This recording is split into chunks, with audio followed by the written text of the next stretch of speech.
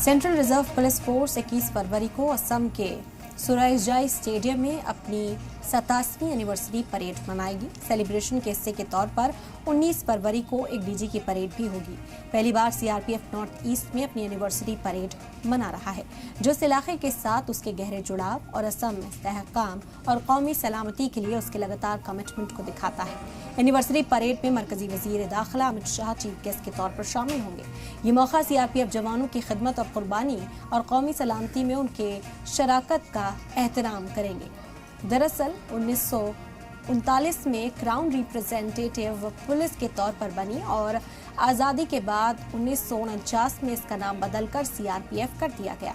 ये फोर्स भारत के internal security architecture की रीढ़ बन गई है।